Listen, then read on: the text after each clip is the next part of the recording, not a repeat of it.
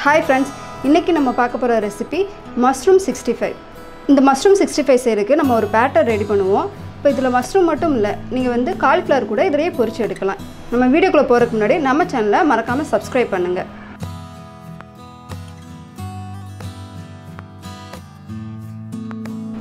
Mushroom 65 செய்யறதுக்கு தேவையான பொருட்கள் என்னென்னன்னு பார்க்கலாம். மஷ்ரூம் வந்து 100 கிராம் எடுத்துக்கோங்க. இஞ்சி பூண்டு பேஸ்ட் 1/2 டேபிள்ஸ்பூன், அரிசி மாவு 2 டேபிள்ஸ்பூன், மல்லியும் மிளகும் 1/4 டீஸ்பூன், அது ரெண்டுமே வந்து க்ரஷ் பண்ணி வச்சுக்கோங்க. சோள மாவு 2 டேபிள்ஸ்பூன், காஷ்மீரி மிளகாய் தூள் வந்து 1 டேபிள்ஸ்பூன் எடுத்துக்கோங்க.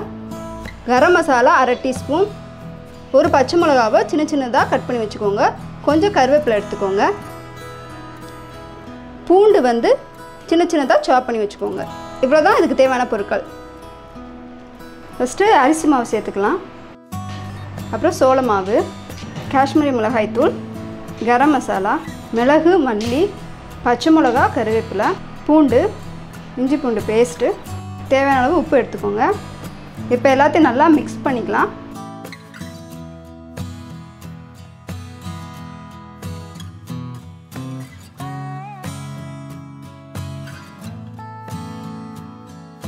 நல்லா மாவை மிக்ஸ் பண்ணியாச்சு.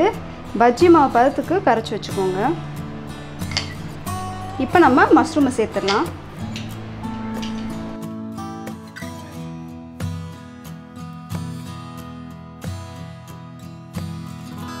இப்போ நல்லா மிக்ஸ் பண்ணிக்கலாம்.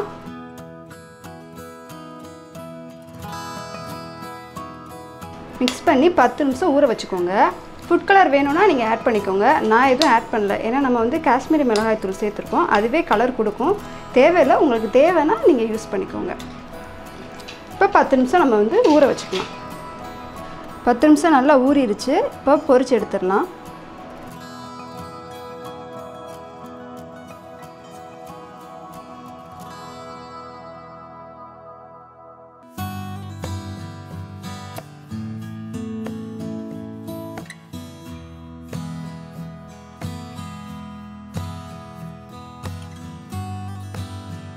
மஷ்ரூம் 65 ரெடி ஆயிடுச்சுங்க.